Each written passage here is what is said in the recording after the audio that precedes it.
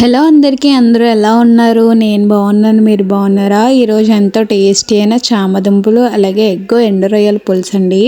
ఇదైతే favourite recipe, చాలా ఇష్టం నాకు ఈ పులుసు. మీకు ఇష్టమైతే కామెంట్ చేసేయండి. ముందైతే ఎండు రొయ్యలు అయితే శుభ్రంగా క్లీన్ చేసుకొని వాష్ చేసుకొని పక్కన పెట్టుకోవాలి. అలాగే 2 టమాటాలు, ఒక 4 ఉల్లిపాయలు అయితే పేస్ట్ ఆడేసుకొని పక్కన ఉంచుకోవాలి. అలాగే చింతపండు కూడా నానబెట్టుకుని అయితే పక్కన ఉంచేసుకోవాలి. అలాగే కొన్ని పచ్చిమిరపకాయలు కూడా కట్ చేసుకుని ఉంచుకోండి. కడాయి పెట్టుకొని ఆయిల్ వేసుకొని చిటికెడు పసుపు వేసుకొని ఆయిల్ బాగా వేడెక్కాక ఎగ్స్ అయితే వేసుకొని వేయించుకోవాలండి. మెయిన్ ఎగ్స్ బాగా వేగితే బాగుంటాయి. ఇలా వైట్గా వేస్తారు కానీ నాకు నచ్చవు, కానీ ఇలా వేపుకొని వేసుకుంటేనే చాలా టేస్టీగా ఉంటుంది పులుసు. చాలా బాగుంటుంది. మీరు కూడా ఇలా వేపుకోండి, చాలా సింపుల్గా అయిపోద్ది. కొంచెం పసుపు వేసి ఆయిల్ వేడెక్కాక ఎగ్స్ వేసేస్తే చాలా ఈజీగా వేగిపోతాయి. అండ్ తోలది కూడా మనకి.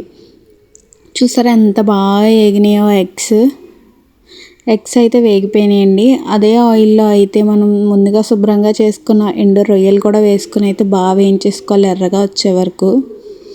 చూడండి ఇలా వేగిపోయినాయి కదా, ఇవి కూడా ఒక ప్లేట్లోకి అయితే తీసేసుకోండి. వేగిపోయాక చూసారా ఎంత బాగా వేగినాయో, భలే వేగినాయి కదా. ఇలా వేగితేనే మంచిగా పులుసు కూడా మంచి టేస్ట్ వస్తుంది, లేకపోతే నీచు వాసన వస్తుంది బాగా వేగకపోతే.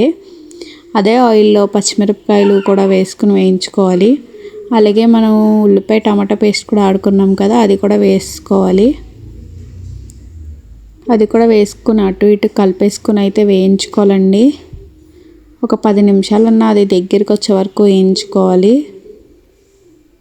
అది కొంచెం వేగాక అల్లం వెల్లుల్లి పేస్ట్ కూడా వేసుకుని వేయించుకోవాలి.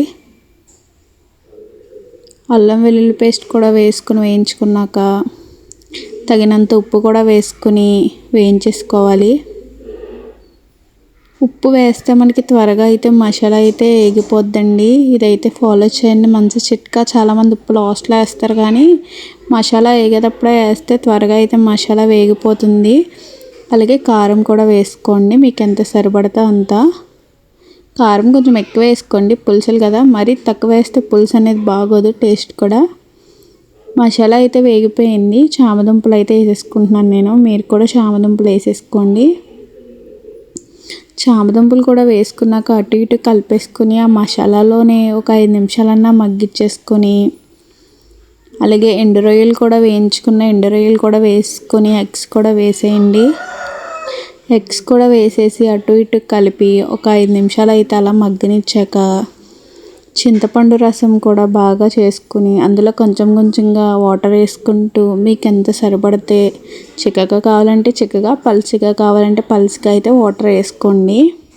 మేమైతే పలుచగానే తింటాము, అటు ఇటు కాకుండా. మమ్మీ అయితే పలుచగానే పెడుతుంది పులుసు. చూసారు ఎలా ఉందో. అది ఒక 10 నిమిషాలు ఉడికిస్తే సరిపోద్దండి. చూసారు ఎంత బాగా మరుగుతుందో. వీడియో నచ్చితే లైక్, షేర్, సబ్స్క్రైబ్. పులుసు అయితే రెడీ అయిపోయింది.